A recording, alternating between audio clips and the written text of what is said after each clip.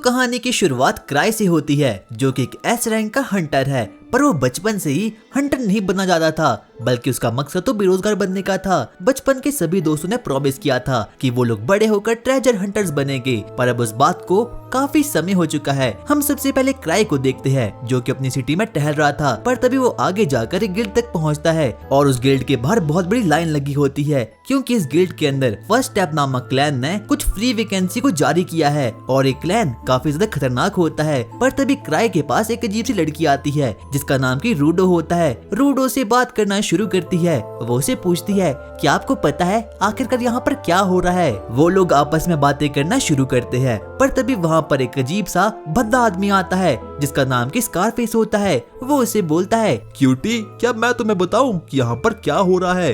वो लोग आपस में बातें करना शुरू करते हैं, पर क्राई को इन चीजों से कोई भी लेना देना नहीं था। पर तभी वहाँ पर एक इंस्ट्रक्टर आता है और उनकी इस बैटल को खत्म कर देता है। और उसके बाद क्राई और वो लड़की गिल्ड के अंदर जाते हैं। वो लोग ये देखकर काफी ज्यादा शॉक्ड हो चुके थे, क्योंकि इस वक्त उस गिल्ड के अंदर बहुत सारे एडवेंचरर्स हैं, जो कि आगे जाकर हंटर बनना चाहते हैं और फर्स्ट स्टेप नामक क्लैन में ज्वाइन होना चाहते हैं। फर्स्ट स्टेप क्लैन इस पूरे किंगडम का काफी खतरनाक क्लैन है और वो काफी अच्छा भी है, क्योंकि उसमें हर कोई हंटर तकरीबन ए रैंक से ऊपर का ही है। पर तभी हम मिलते हैं फर्स्ट स्टेप के लीडर से, जिसका नाम की आर्क होता है। रूडो बोलती है, आखिरकार आर्क के साइड में खाली चेयर है, वो किसके लिए है? क्राई उसे बताता है कि वो ग्रीविंग क्लैन के लीडर की है। ग्रीविंग क्लैन, जो कि फर्स्ट स्टेप क्लैन से भी काफी खतरनाक है और इस पूरे वर्ल्ड का टॉप 1 का क्लैन है। रूडो ये देखकर काफी ज्यादा शॉक्ड हो चुकी थी। पर तभी वहाँ पर रंग में भंग मिलाने के लिए वापस से वही स्कारफेस वहाँ पर आ चुका था। वो उसके बारे में अजीब अजीब सी चीजें बोलना शुरू करता है। सभी लोग ग्रीविंग क्लैन के लीडर की काफी ज्यादा रिस्पेक्ट करते थे, क्योंकि वो ही एक लौता लीडर था जो कि आज तक अपनी एक बैटल को भी नहीं हारा।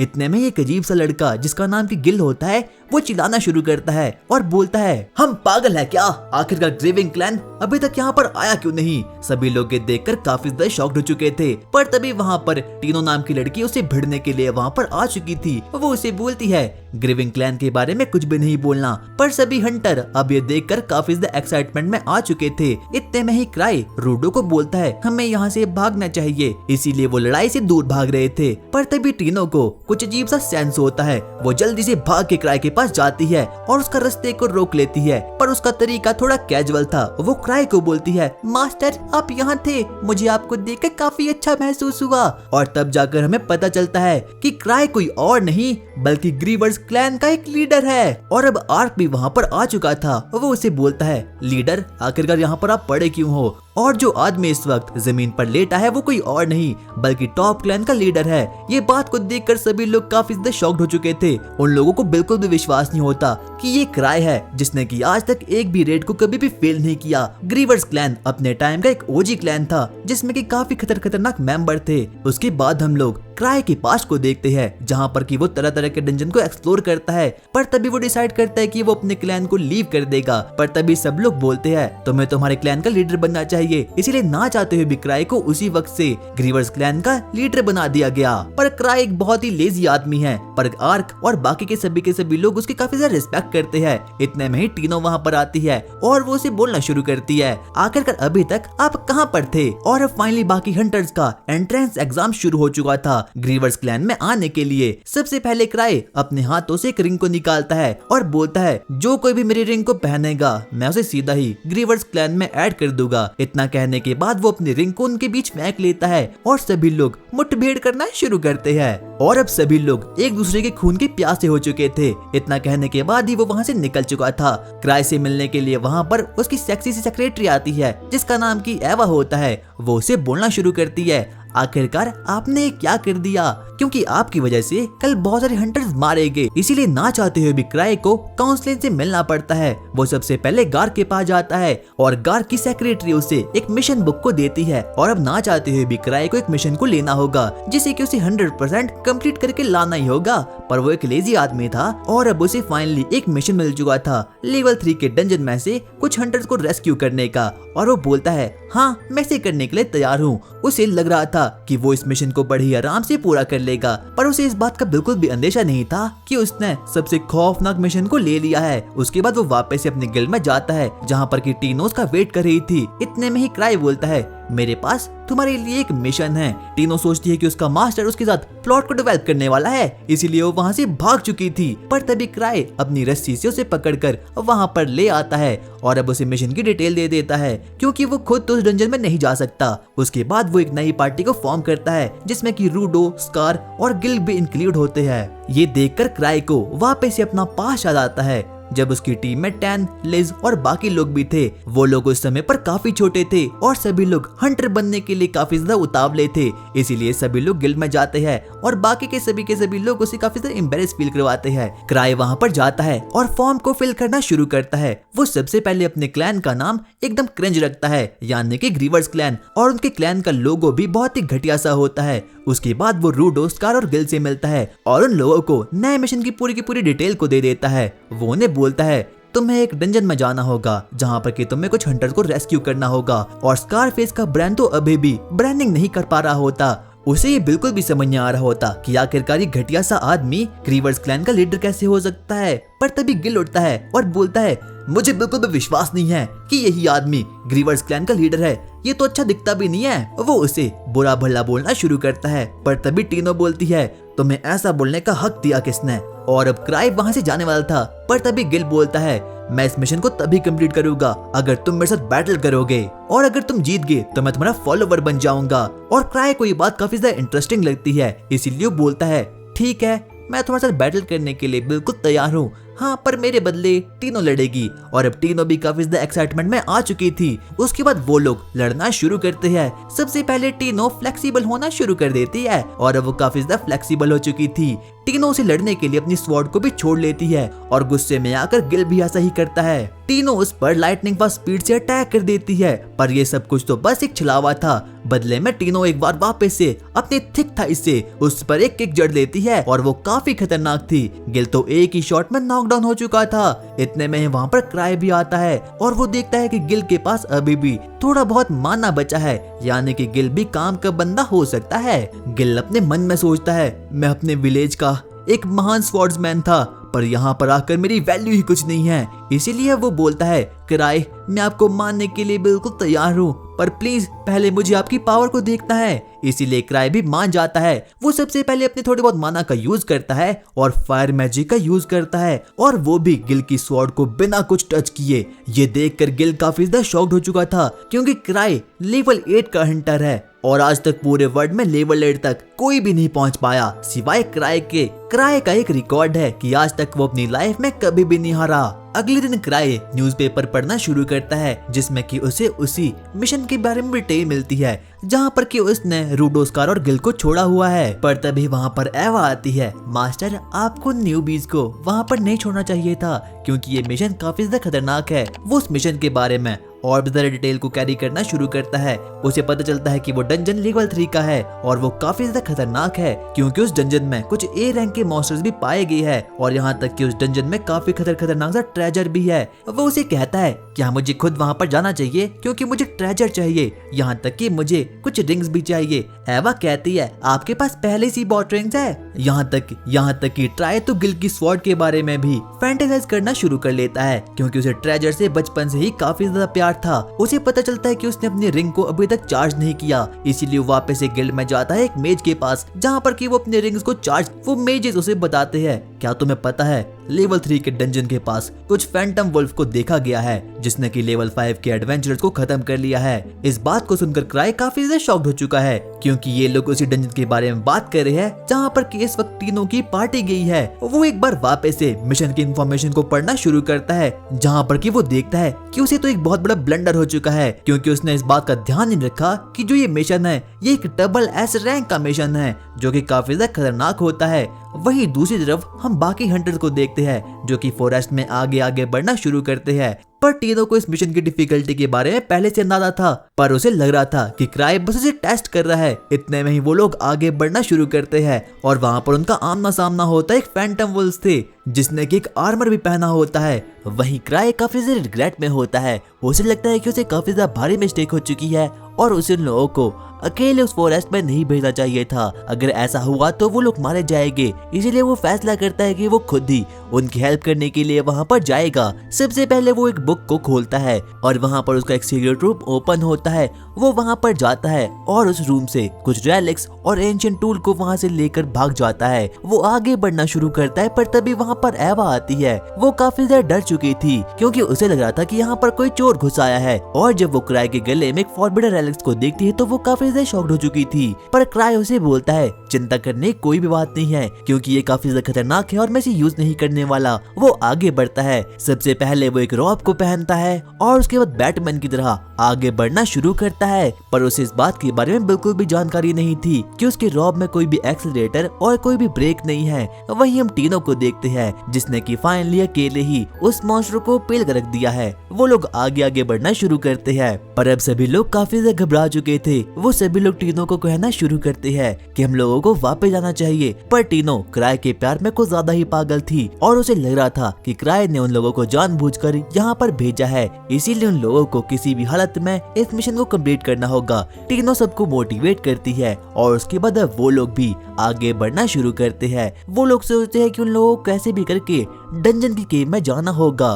वो लोग डंजन के गेट पर सबसे पहले कुछ बहुत ही खतरनाक वुल्फ मॉन्स्टर को देखते हैं, पर तभी गिल कहता है इन्हें तो मैं ही खत्म कर दूंगा, इसीलिए मैं आगे जाऊंगा। टीनो सबसे पहले एक बढ़िया से प्लान को बनाती है और वो डिसाइड करती है कि वो लोग टीम वर्क करेंगे ताकि वो लोग इन डीमंस को खत्म कर देंगे। वो लोग आगे बढ़ते हैं। सभी लोग अपने हुनर का इस्तेमाल करके एक के बाद एक करके उन लोगों पर वार करना शुरू करता है। टीनो को समझ आ चुका था कि आखिरकार क्राई ने उन लोगों की टीम को यहाँ पर भेजा क्यों है। उसे पता चलता है कि ये टीम काफी ज्यादा वीक है, पर अगर ये लोग साथ में काम करे और टीम वर्क अच्छे तरीके से करे तो ये इस डंजन के बॉस को भी हरा सकते हैं। सभी लोग एक के बाद एक करके सभी लोगों को पेलना शुरू करते हैं और लास्ट में जाकर अब वो लोग फाइनली हर एक वुल्फ मॉन्स्टर को खत्म कर देते हैं। गिल ये देखकर काफी ज्यादा शॉक्ड हो चुका था। उसे अपना पास्ट याद आता है। वो अपनी गिल्ड का सबसे होनहार तलवारबाज था, पर यहाँ आकर वो कुछ भी नहीं है। उसे पहले टीम वर्क का मतलब नहीं पता था, पर अब कहीं न कहीं स्कारफेस और बाकी लोगों की हेल्प से उसे टीम वर्क के बारे में बदल चुका है।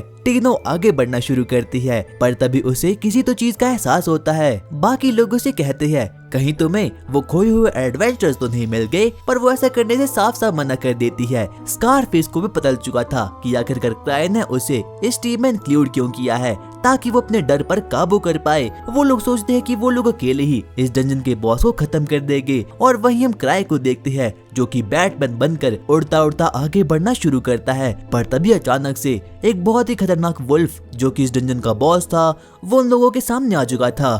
वो एक आर्मर्ड वुल्फ था, यानी कि एक डबल एस रैंक का प्राणी। टीनो ये देखकर काफी ज्यादा शॉक्ड हो चुकी थी। वो अपने मन में सोचती है कि क्राई ने हमारे साथ कुछ ज्यादा ही बुरा कर लिया और क्राई उन लोगों को कुछ ज्यादा ही टेस्ट कर रहा है। टीनो अपनी फुल मेहनत से उस पर वार करना शुरू करती है। किसी को भी कुछ भी समझ आता कि आखिरकार वो लोग इस डंजन के बॉस को कैसे हरा सकते हैं। वो डंजन का बॉस एक के बाद एक करके सभी लोगों को पेलना शुरू करता है। सभी लोग अपनी स्वॉर्ड से अटैक करना शुरू करते हैं। गिल उसे थोड़ी देर तक उलझाए रखता है। इतने में स्कारफेस उस पर अटैक कर देता है, पर वो मॉन्स्टर स्कारफेस को एक झापड़ मारकर दूर फेंक लेता है। इतने में ही टीनो मौका देखते हुए उसके फेस पर अटैक करने की कोशिश करती है, पर तभी वो वुल्फ मॉन्स्टर उसकी लेग को इंजर्ड कर देता है और उसके बाद टीनो भी एक ही स्लैश में उसके गर्दन को उड़ा देती है।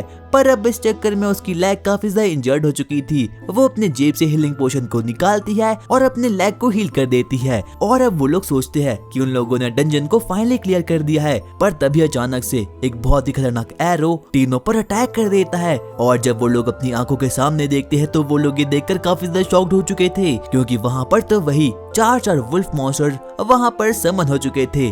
किसी को भी समझ नहीं आता कि आखिरकार अभी अभी ये हो क्या रहा है। वो लोग सोचते हैं कि उन लोगों को यहाँ से भाग जाना चाहिए, पर टीनो उन लोगों को आश्वासन दिलाती है कि वो लोग उन्हें आराम से ही पेल देंगे। वो लोग अपने मन में सोचना शुरू करते हैं कि वो लोग इन वुल्फ मॉन्स्टर को कभी भी हरा नहीं सकते, इसीलिए उन लोगों को यहाँ पर अपनी जान की बाजी लगाकर बस यहाँ पर मरते दम तक लड़ना होगा।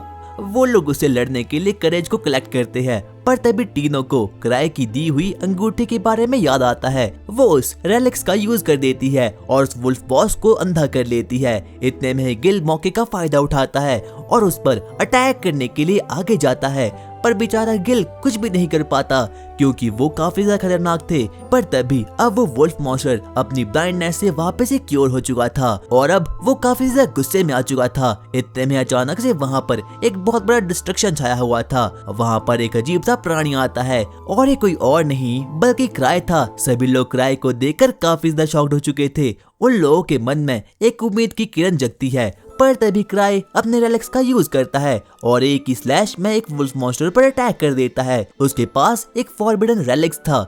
वो सबसे पहले टीनो के पास जाता है और वो उसकी लेग को वापस से हील कर देता है। उसके बाद वो लोग अपनी जान बचाकर वहाँ से भागना शुरू कर देते हैं। वो लोग आगे बढ़ना शुरू करते हैं और अब सभी लोगों को बिल्कुल भी चिंता नहीं हो रही होती क्योंकि अब वहाँ पर क्राई आ चुका है। पर क्राई की तो अपने मन में फटी होती है। उसे बिल्कुल भी समझ आता कि आखिरकार वो इतने खतरनाक से डंजन में आखिरकार कैसे आ चुका है। यहाँ तक कि उसे तो आगे जाने का रास्ता भी नहीं पता। पर सभी लोगों को उसमें विश्वास है, इसीलिए वो कैसे भी करके बस आगे आगे बढ़ना शुरू करता है। इतने में वो डिप्रेस्ड हो चुका था क्योंकि उसे लगता है कि टीनो उसके बारे में काफी अनाप शनाप सोच रही है। क्राई बिना किसी लॉजिक के आगे आगे बढ़ना शुरू करता है और वहाँ पर उसे वही द लॉस्ट एडवेंचर्स मिलते हैं। सभी लोग देखकर काफी ज्यादा शॉक्ड हो चुके थे और अब उन लोगों के मन में क्राई के लिए इज्जत और भी ज्यादा बढ़ चुकी थी क्योंकि सभी लोगों को लगता है कि क्राई उन लोगों को यहाँ पर जानबूझकर लाया है। पर ऐसा कुछ भी नहीं होता। एडवेंचरर जिसका नाम की रॉड था वो उन्हें असलियत के बारे में बताता है। वो वुल्फ मॉन्स्टर तो कुछ भी नहीं है बल्कि हमारा सामना तो एक बहुत ही पावरफुल मॉन्स्टर से हुआ था जिसका नाम फैंटम था और वो काफी ज्यादा खतरनाक है। सभी लोग इस बात को सुनकर काफी ज्यादा शॉक्ड हो चुके थे क्योंकि फैंटम इस पूरे डंजन का एक लौता बॉस था जिसने कि बाकी वुल्फ मॉन्स्टर को भी अपने काबू में ले लिया था। और यहाँ तक कि वो एडवेंचर ये तक भी कह लेता है कि वो फैंटम स्वॉर्ड सैंड से भी काफी ज्यादा खतरनाक है। सभी लोग इस बात को सुनकर काफी ज्यादा शॉक्ड हो चुके थे क्योंकि कहा जाता है कि पूरे किंगडम में स्वॉर्ड सैंड से खतरनाक कोई भी इंसान नहीं है। यहाँ तक कि क्राई भी इस बात को सुनकर काफी ज्यादा शॉक्ड हो चुका था क्योंकि उसे पता था कि स्वॉर्ड सैंड कोई और नहीं बल्कि उसके बचपन की दोस्त है। इतने में ही वो लोग फैंटम के बारे में और भी कहानी बनाना शुरू करते हैं। क्राई अपने मन में सोचता है आखिरकार अब मुझे क्या करना चाहिए, पर अब उसके पास कोई भी चारा नहीं था। वो सोचता है कि वो उन लोगों को बुद्धू बनाकर आगे आगे बढ़ेगा ताकि उसे थोड़ा बहुत टाइम मिल पाए। वो टीनो के पास जाता है और उसे अपनी बातों में फंसाकर इस टीम का नया लीडर बना देता है। टीनो सबसे पहले कतराती है पर क्राई ने उसे ऐसा करने के लिए कहा था, इसीलिए वो मान जाती है। वो लोग आगे बढ़ना शुरू करते हैं ताकि वो लोग डंजन से कैसे भी करके बाहर जा पाए। पर तभी उन लोगों को एक अजीब सी प्रेजेंस फील होती है। उन लोगों को अपने पीछे से वुल्फ मॉन्स्टर की चिल्लाने की आवाज आती है। यहाँ तक कि क्राई की भी अब ये देखकर बिल्कुल फट चुकी थी क्योंकि वो माना काफी ज्यादा इंटेंस था। इतने में वहाँ पर डार्क फैंटम आ चुका था पर डार्क फैंटम के पीछे एक अजीब सी लड़की भी थी। क्राई को पहले तो कुछ भी समझ नहीं आता पर बाद में जाकर वो एकदम चिल मूड में आ जाता है क्योंकि उसे पता था कि आखिरकार डार्क फैंटम के पीछे वो शख्स है कौन। इतने में टीनो से बोलती है, क्राई प्लीज हमें बचा लो। इतने में हम देखते हैं कि वो अजीब सी लड़की डार्क फैंटम को एक जोरदार लात मारकर दूर फेंक देती है। उसके बाद वो क्राई के पास जाती है और उसे मीठी मीठी बातें करना शुरू करती है। और वो लड़की कोई और नहीं बल्कि क्राई की बचपन की दोस्त लिज थी। और अब लिज काफी ज्यादा स्ट्रॉन्ग बन चुकी है और साथ साथ में काफी ज्यादा क्यूट भी। वो पहले तो क्राई को देखकर काफी ज्यादा गुस्सा करना शुरू करती है पर बाद में जाकर वो बताती है कि वो उसे ढूंढने के लिए एवा के पास गया था। पर एवा ने उसे बताया कि क्राई एक डंजन में गया है एक पार्टी की हेल्प करने के लिए। उसके बाद लिज टीनो से बातें करना शुरू करती है। वो उस पर काफी ज्यादा गुस्से में आ चुकी थी। यहाँ तक कि टीनो उसकी बातों को सुनकर एकदम डिमोटिवेट हो चुकी थी। पर इतने में क्राई बीच में आता है और वो उसे मीठी मीठी बातें करना शुरू करता है और अब लिज भी मान चुकी थी। क्राई लिज की थोड़ी बहुत तारीफ करता है जिसे सुनकर अब वो भी थोड़ा बहुत पिघल चुकी थी और अब वो तैयार हो चुकी थी उसकी टीम में वापस से पार्टिसिपेट करने के लिए। पर तभी वहाँ पर वापस से वही फैंटम और वुल्फ वहाँ पर उत्पन्न हो चुके थे। पर इस बार उस आर्मर्ड वुल्फ के पास एक बहुत ही बड़ी गन थी। सबसे पहले लिज अपने ग्रीवर मास्क को पहनती है और अपनी सुपर स्पीड से उस पर वार करना शुरू कर देती है। सब कुछ स्लो हो चुका था। वो सबसे पहले उसकी गोलियों को पकड़ती है और एक ही स्लैश में उस वुल्फ मॉन्स्टर को खत्म कर देती है। वो बड़े ही खौफनाक तरीके से उस वुल्फ को खत्म कर देती है। पर तभी हम देखते हैं कि वो फैंटम भी लिज पर अटैक करना शुरू कर देता है, पर लिज उसके अटैक को डॉज करती है और एक ही झटके में उस पर पंचेस की बौछारें करना शुरू करती है। टीनो ये देखकर डिमोटिवेट हो चुकी थी और अब बेचारा क्राई भी कुछ नहीं कर पाता। वहीं हम देखते कि अब लिज ने फाइनली फैंटम्स को खत्म कर दिया है और वहीं अब लिज फैंटम को वापस से खत्म कर देती है। वो सभी लोग वापस से अपने गिल्ड में जाते हैं, जहाँ पर कि गिल अपनी रिटायरमेंट अनाउंस करता है। वो अपनी सुपर स्वॉर्ड ब्लेड को टीनो को दे देता है, क्योंकि वो चाहता है कि उसकी सुपर स्वॉर्ड ब्लेड किसी और के पास नहीं बल्कि क्राई के पास आराम करे। पर उसका कोई भी टीम मेंबर इस बात को बिल्कुल भी एक्सेप्ट नहीं करता। टीनो क्राई के पास जाती है और उसके बाद उस मास्क के बारे में उसे पूछना शुरू करती है। क्राई उसे बताता है कि वो मास्क उसने ही उसकी टीम के लिए बनाया हुआ था। पर तभी क्राई को अपने फॉरबिडन रेलिक्स के बारे में याद आता है, जो कि हमेशा ही वो गले में लटकाया रखता था, पर अब वो उसे कहीं भी नहीं मिल रहा। और वो फॉरबिडन रेलिक्स उसकी टीम की एक बहुत ही खतरनाक एल्केमिस्ट ने उसके लिए बनाया था। उसके बाद अब क्राई भी काफी ज्यादा सोच में पड़ जाता है, क्योंकि वो फॉरबिडन रेलिक्स काफी ज्यादा खतरनाक होता है। वो अपने 2 ब्रेन सेल का यूज करता है, पर उसे अभी भी कुछ भी याद नहीं आता, इसीलिए वो वहाँ पर थक हार कर बस सो जाता है। उसके बाद वो आगे आगे बढ़ना शुरू करता है, जहाँ पर उसकी मुलाकात एवा से होती है। एवा उसे नए मिशन के बारे में बताती है, पर इस बार क्राई अपने फेशियल एक्सप्रेशन को बिल्कुल चेंज कर लेता है और एकदम कॉन्फिडेंस होकर वो आगे बढ़ना शुरू करता है, ताकि वो अपने फॉरबिडन रेलिक्स को जल्दी से ढूंढ पाए, क्योंकि उसके फॉरबिडन रेलिक्स में एक बहुत ही खतरनाक स्लाइम है, जिसके पास की कैपेबिलिटी है एक पूरे किंगडम को खत्म करने के लिए। इसीलिए क्राई सबसे पहले एडवेंचरर गिल्ड में जाता है, जहाँ पर की सभी के सभी एडवेंचरर क्राई से काफी ज्यादा नाराज थे। पर तभी वहाँ पर एक अजीब सा गुस्सैल एडवेंचरर क्राई के पास आता है और वो उसे बोलता है, तुम्हें अंदर जाना चाहिए वरना वो लड़की मर जाएगी। और जैसे ही क्राई गेट को खोलता है, वो वहाँ पर लिज को देखता है, जो कि टीनो को ट्रेन कर रही थी, पर उसकी ट्रेनिंग काफी ज्यादा खतरनाक थी। लिज ने टीनो को मार मार कर अधमरा कर लिया था और अब टीनो के अंदर बिल्कुल भी जान बची ही नहीं होती। इसीलिए लिज उस पर लास्ट अटैक करने के लिए उस पर जा रही थी, पर तभी क्राई उसे पीछे से आकर टोक देता है। वो लिज को समझाने की कोशिश करता है और अब लिज भी मान चुकी थी। वो उसे बताता है कि अब टीनो के पास बिल्कुल भी कोई माना नहीं बचा और ना ही तो उसके पास स्टेमिना है लड़ने के लिए, इसीलिए उसे वहाँ से भाग जाना चाहिए। पर तभी टीनो हिम्मत करके खड़ा होती है और वो बस क्राई के सामने वीक नहीं दिखना चाहती थी। इतने में ही अब लिज को भी काफी ज्यादा गुस्सा आ चुका था। वो दोनों ही अब राउंड 2 के लिए बिल्कुल रेडी हो चुके थे, इसीलिए क्राई पतली गली से वहाँ से निकल जाता है, क्योंकि उसे लगता है कि अगर वो यहीं पर रहा तो वो भी मारा जाएगा। वो आगे बढ़ना शुरू करता है और सभी लोग सोच रहे थे कि ये तो बस क्राई का एक मास्टर प्लान है, ताकि वो टीनो के अंदर की पावर को वापस से जगा पाए। सभी लोग अब क्राई को काफी ज्यादा रिस्पेक्ट करते हैं और अब उनकी नजरों में वो एक हीरो बन चुका था। पर क्राई को तो खुद भी कुछ भी समझ नहीं आता कि आखिरकार अभी अभी ये उसने किया क्या है। और अब क्राई अपने नेक्स्ट मिशन के बारे में सोचना शुरू करता है, पर तभी वहाँ पर एक अजीब सा जेंसी एडवेंचरर वहाँ पर आता है और वो क्राई को अंडर एस्टिमेट कर रहा था। पर तभी उसका फेलो एडवेंचरर उसे बताता है कि क्राई एक बहुत ही खतरनाक एडवेंचरर है और बेहतर यही होगा कि तुम उसकी रिस्पेक्ट करो। वहीं हम गैलेट को देखते हैं, जो कि हंटर असैसिनेशन का प्रिंसिपल था। वो काफी ज्यादा शक्तिशाली था। उसे कहीं से मैसेज मिलता है कि एक सीक्रेट ऑर्गेनाइजेशन अंडरग्राउंड बहुत ही खतरनाक काम कर रही है और अगर गलती से भी उनका वो प्रोजेक्ट पूरा हो गया तो पूरा किंगडम काफी ज्यादा खतरे में आ जाएगा। इतने में ही हम उसी सीक्रेट ऑर्गेनाइजेशन को देखते हैं, जिसका लीडर की एक बूढ़ा प्रीस्ट होता है और अब कहीं ना कहीं उसे क्राई के बारे पता चल चुका था, क्योंकि क्राई का पिछला मिशन जो कि एक डंजन में था वो भी किसी और का करा धरा नहीं बल्कि किसी बूढ़े मैजिशियन का था। और अब उसे क्राई से काफी ज्यादा डर लग रहा था और इसीलिए अगर उन लोगों को अपने मिशन को आगे बढ़ाना है तो उन लोगों को कैसे भी करके क्राई को खत्म करना होगा। पर तभी हम क्राई को देखते हैं, जो कि एक नाइटमेयर देख रहा था। वो वहाँ पर देखता है कि एक बहुत ही खतरनाक स्लाइम पूरे के पूरे किंगडम को डिस्ट्रॉय कर लेता है। वो एकदम गीला हो चुका था, पर तभी उसके बेड से साइड में से लिज भी वहाँ पर निकल चुकी थी और पता चल चुका था कि आखिरकार गीले होने की असली वजह क्या थी। पर ये क्राई के लिए एक नॉर्मल बात थी। इतने में ही लिज क्राई को बोलती है, क्या तुम मेरे साथ डेट पर चलोगे? क्राई के पास अब कोई भी ऑप्शन नहीं था, इसीलिए वो ऐसा करने के लिए हाँ कर देता है। और अब अगले दिन गलीलियल भी क्राई से मिलने के लिए वहाँ पर आ चुका था, ताकि वो उसे नए मिशन को दे सके। पर लिज और क्राई का प्लान पहले ही डेट पर जाने का बन चुका था। वो उसे बताने की बहुत कोशिश करती है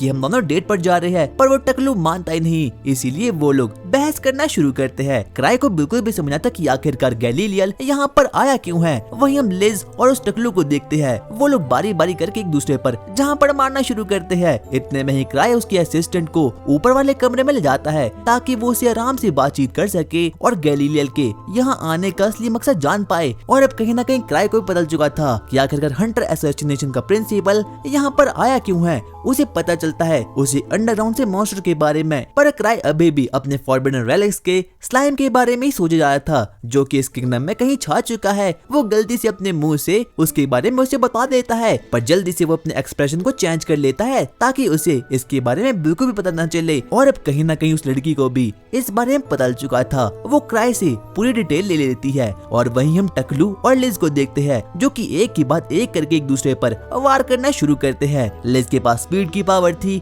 और उस टकलू के पास सुपर ह्यूमन स्ट्रेंथ थी। इतने में क्राई भी अब नीचे आ चुका था। लिज भी अब फुल चीयर मोड में आ चुकी थी। वो जल्दी से क्राई के पास जाती है ताकि वो लोग अपने डेट को कंटिन्यू कर पाए। वो लोग किंगडम की ओर आगे बढ़ना शुरू करते हैं ताकि वो लोग वहाँ पर आराम से प्लॉट को डेवलप कर पाए। वो लोग आगे आगे बढ़ना शुरू करते हैं, पर तभी अचानक से लिज अपने बैग को क्राई के पास छोड़ लेती है और अचानक से वो एक आदमी पर हमला करना शुरू कर देती है। क्राई उसे रोकने की कोशिश करता है, पर लिज उसे बताती है कि ये आदमी उन लोगों को स्टॉक कर रहा था, पर क्राई के कहने पर लिज उसे छोड़ लेती है। कहीं ना कहीं वो आदमी भी अब काफी ज्यादा डर चुका था। वो क्राई को एक डेथ स्टेयर देता है और अब फटी हालत में वहाँ से आगे निकल चुका था, पर क्राई को इस बात के बारे में बिल्कुल भी कोई अंदाजा नहीं था। अगले दिन वो लोग एक बार फिर से वापस इस कम एरिया में जाते हैं ताकि वो लोग वहाँ पर इन्वेस्टिगेशन कर पाए, पर लिज को इस बारे में बिल्कुल भी कोई आइडिया नहीं था क्योंकि अब क्राई को 2 मिशन को कंप्लीट करना है। सबसे पहले उस अंडरग्राउंड सीक्रेट ऑर्गेनाइजेशन को बंद करना है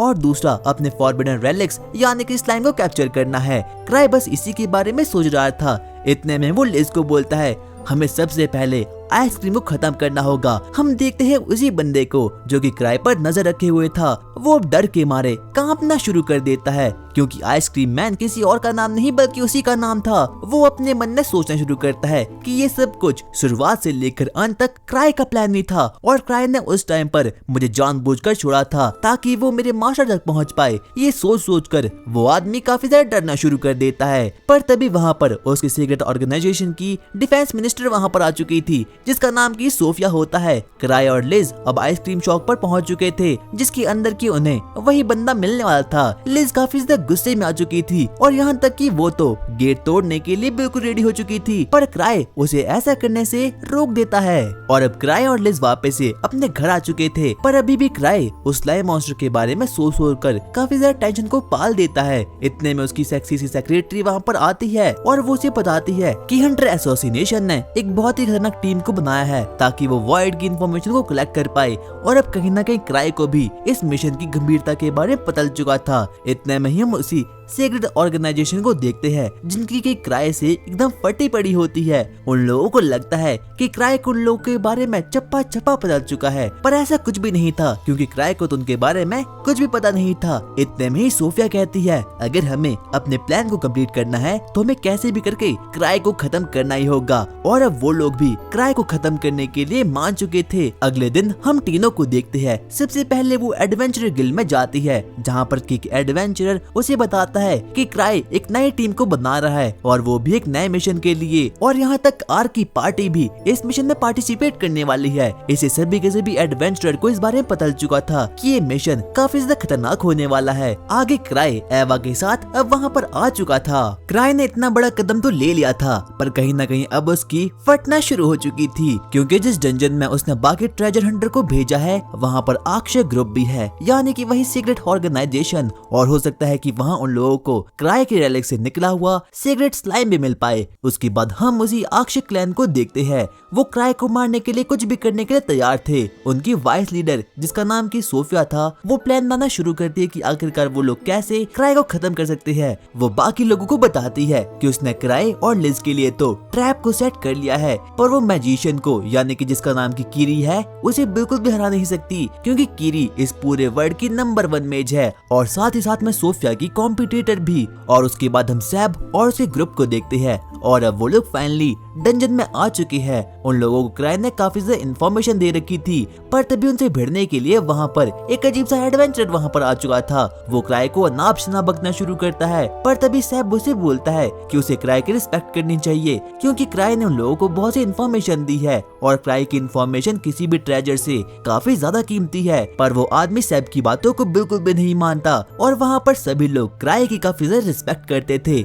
वहीं दूसरी तरफ हम क्राई को देखते हैं जो कि लिज से काफी से परेशान आ चुका है। वो अपने मन में सोचता है कि आखिरकार कब वो एडवेंचरर उस डंजन में पहुंचेंगे और लिज कब से यहाँ से जाने वाली है। पर तभी अचानक से वहाँ पर कीरी वहाँ पर उत्पन्न हो चुकी थी। सबसे पहले क्राई लिज और टीनो को अपने रूम से बाहर निकालता है ताकि वो कीरी के साथ आराम से बातें कर पाए, और होता भी ऐसा ही है। उसके बाद वो कीरी के साथ बातें करना शुरू करता है और वो उसे उस फॉरबिडन रेलिक्स के बारे में बताना शुरू करता है। वही हम देखते हैं गार्क को, जिसने कि अब अपने सूट को समन कर दिया है और अब उसका एक ही मिशन है कि उसे कैसे भी करके डंजन में जाना है ताकि वहाँ पर वो क्राई के दिए गए मिशन को खत्म कर पाए। उसके बाद हम कीरी के पास को देखते हैं। कीरी के पास भी बिल्कुल मैजिक नहीं था जब वो छोटी थी, पर क्राई के कहने पर वो एक मेज में तब्दील होगी और उसके बाद से उसका करियर काफी ज्यादा खतरनाक हो गया और साथ ही साथ में वो इस पूरे वर्ल्ड की सबसे स्ट्रॉन्गेस्ट मैजिशियन बन गई। इसीलिए वो क्राई की काफी ज्यादा रिस्पेक्ट करती है। वो लोग एक दूसरे से उस फॉरबिडन रेलिक्स और आक्षिक टावर के बारे में बात करना शुरू करते हैं, क्योंकि कीरी को भी कहीं ना कहीं पता ही था कि आक्षिक टावर काफी ज्यादा खतरनाक है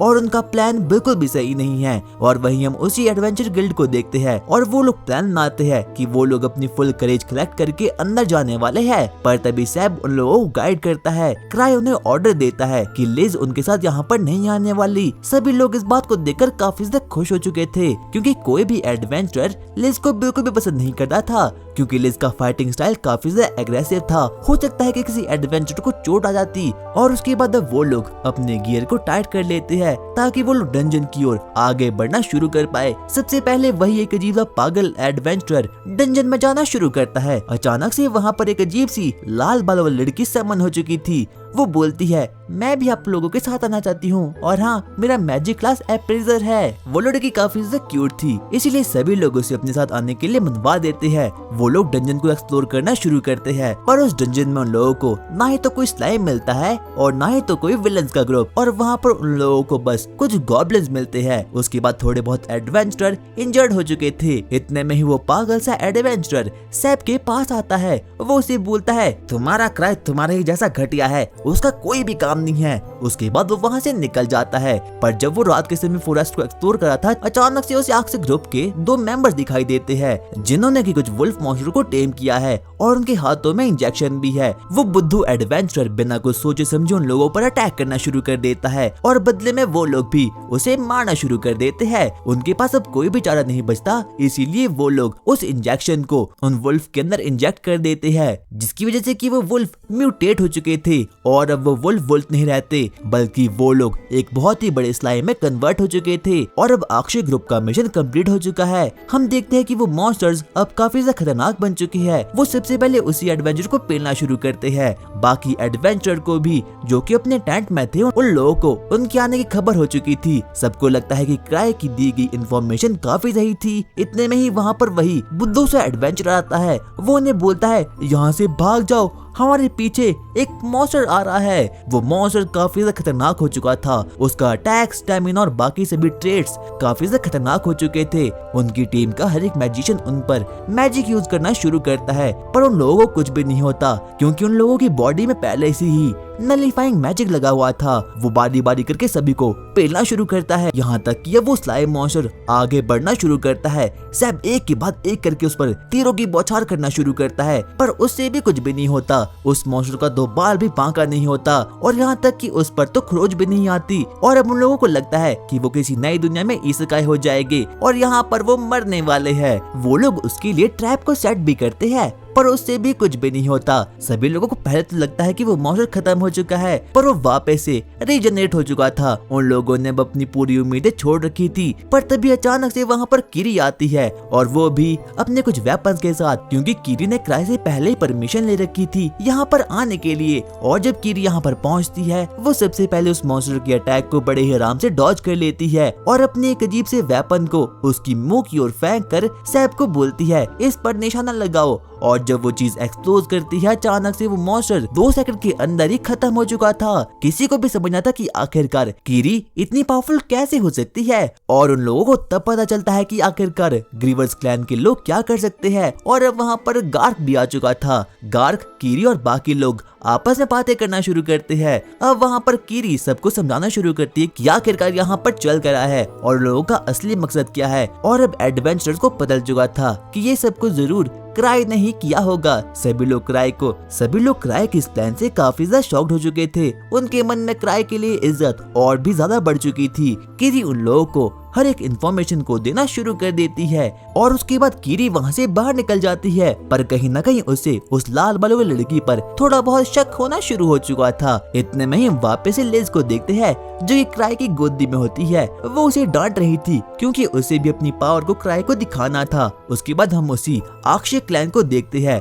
अब उनका पहला मिशन तो खत्म हो चुका है। उन लोगों का मास्टर मैग्नस होता है जिसने कि इस पूरे प्लान को रचा हुआ था। इतने में ही कुछ फालतू से मेंबर्स बोलते हैं, हम सोफिया के प्लान को बिल्कुल भी मानने नहीं वाले, क्योंकि खुद तो वो ऊपर ट्रेजर हंटर के पास चलेगी। सोफिया ने पहले उन लोगों को कुछ गाइडलाइंस को दे रखा था, पर वो लोग मानते थे कि सोफिया तो एक नंबर की ट्रैश है, इसीलिए वो उसकी गाइडलाइन को फॉलो नहीं करेंगे और वो लोग अपने मन मुताबिक ही सब कुछ करेंगे। इसीलिए वो अपने सभी के सभी वुल्फ मॉन्स्टर को एक बार में ही समन कर देते हैं। हम देखते हैं कि कीरी अक्षय ग्रुप के कुछ मेंबर्स के पास जाती है जिन लोगों को कि उन लोगों ने पकड़ के रखा था। वो उनसे थोड़ी बहुत इन्फॉर्मेशन लेने की कोशिश करते हैं पर वो लोग कुछ भी बोल नहीं पाते। अच्छा तो ऐसा है, तो लगता है मुझे तुम्हें ट्रू सीरम को पिला रही होगा। पर वहाँ पर कुछ गवर्नमेंट ऑफिशियल्स वहाँ पर आ चुके थे और वो कीरी को ऐसा करने से इनकार कर देते हैं। इतने में ही उनकी ओर एक बहुत ही बड़ा रेड वुल्फ स्लाइम मॉन्स्टर आना शुरू हो चुका था। कीरी को विश्वास हो चुका था कि वो इसे किसी भी हालत में हरा नहीं सकती और इसके पास इतनी पावर है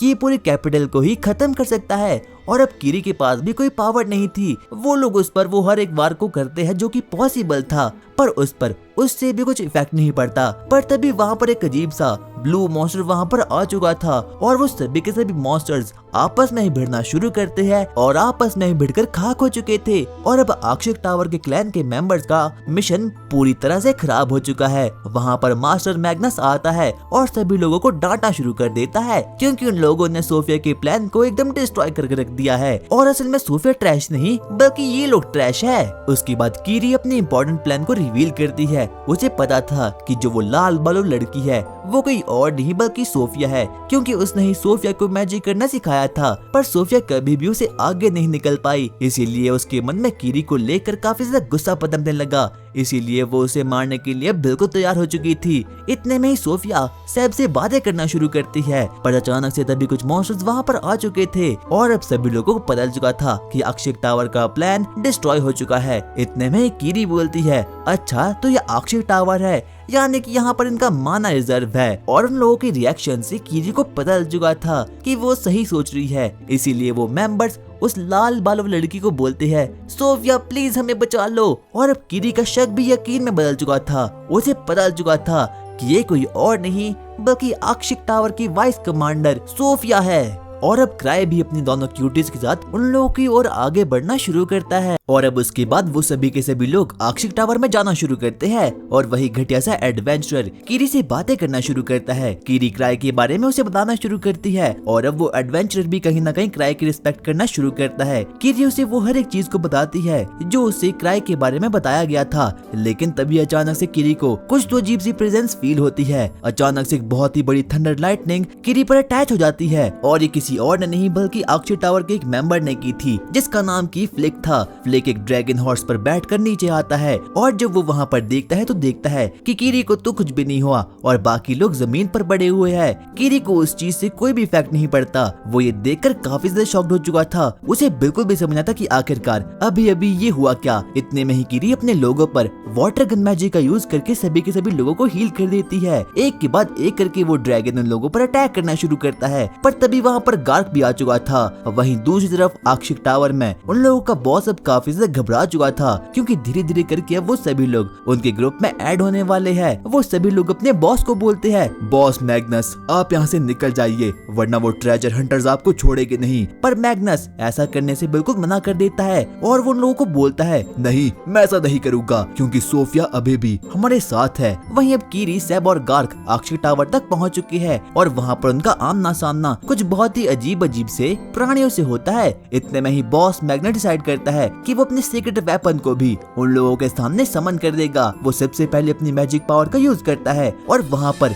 एक बहुत ही बड़े गोलम को समन कर देता है। गार्क सबसे पहले उस पर मारना शुरू करता है, पर उससे कुछ भी फर्क नहीं पड़ता, क्योंकि वो गोलम वाइब्रेनियम का बना था। सैब अपनी पूरी कोशिश से लड़ना शुरू करता है। सभी के सभी मैजिशियंस उन लोगों पर वार करना शुरू करते हैं और वहीं वो लोग जिन लोगों के उन्होंने ट्रैप किया था, वो लोग अपनी रस्सियों खोलने के लिए बहुत ट्राई करते हैं। अब सैब भी धीरे धीरे करके इंजर्ड हो रहा था। कीरी को बिल्कुल भी समझ आता कि आखिरकार वो अकेले इन लोगों से कैसे निपटने वाली है, पर तभी वहाँ पर लिज आ चुकी थी। लिज एक ही स्लैश में एक बहुत ही बड़ी लॉयन ड्रैगन को खत्म कर देती है और सभी के पास कहीं न कहीं करेज गैदर हो चुकी थी। वहीं हम देखते हैं क्राई और टीनो को, जो कि जंगल के किसी हिस्से में खो चुके हैं और अभी तो क्राई के पास नाइट विजन है, इसीलिए वो सभी की सभी चीजों को देख पा रहा है। उसके पास ना ही तो रेलेक्स बचा है और अब उसका नाइट विजन भी खत्म हो चुका है, इसीलिए वो वहाँ जाने से कतरा रहा होता है। वो टीनो को बोलता है कि हमें वापस से अपने गिल्ड में जाना चाहिए, पर टीनो ऐसा करने से साफ साफ इनकार कर देती है। उसके बाद वो लोग आगे बढ़ना शुरू करते हैं। लिज अपनी पूरी पावर से उस गोलम पर अटैक करना शुरू करती है और अब कीरी भी घबरा चुकी थी, क्योंकि उसे पता था कि वो गोलम काफी ज्यादा खतरनाक है। सबसे पहले लिज लाइटनिंग स्पीड से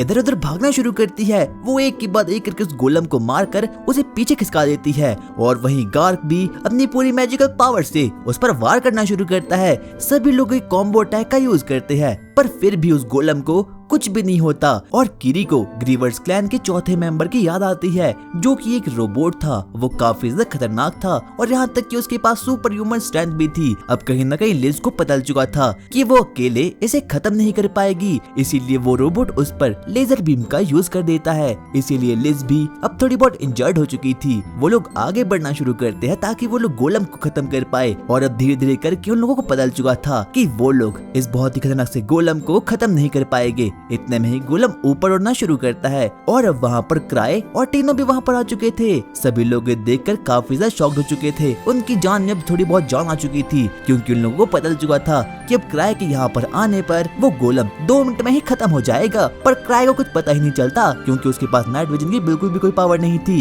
इतने में ही वो रोबोट क्राई पर अटैक करने के लिए आगे बढ़ता है और अचानक से वो गोलम ऑटोमेटिकली खत्म हो जाता है। यहाँ तक कि क्राई को समझ ही नहीं आता कि आखिरकार अभी अभी ये हुआ क्या, पर बाकी लोगों को लग रहा था कि क्राई के आने से ही वो रोबोट खत्म हो चुका है। उसके बाद अगली सुबह वो लोग उस इंसिडेंट के बारे में बात करना शुरू करते हैं। यहाँ तक कि अब अक्षय टावर का मेंबर मैग्नस भी बोल देता है, अब बस बहुत हो गया, मैं क्राई से लड़ नहीं सकता। इसीलिए वो किसी दूसरे किंगडम में जाना शुरू करता है। पर जब वो वहाँ से जा रहा था, अचानक से उसकी मुलाकात किसी से तो होती है और अब क्राई का इंटरव्यू कुछ गवर्नमेंट ऑफिशियल्स ले रहे थे, पर क्राई उन्हें बोल देता है, लगता है आप लोगों को कीरी से इन्फॉर्मेशन कलेक्ट करना होगा, क्योंकि वही हेड थी। और उसके बाद अब वो लोग भी मान चुके थे। वहीं हम अक्षय टावर के मेंबर्स को देखते हैं, जिसने की उसी लाल बाल लड़की को यहाँ पर ले आया है, क्योंकि उन्हें लग रहा था कि ये कोई और नहीं बल्कि सोफिया है। पर तभी अचानक से वो लड़की बोलना शुरू करती है, प्लीज मुझे माफ कर दो, मैं सोफिया नहीं हूँ। और अब अचानक से वहाँ पर सोफिया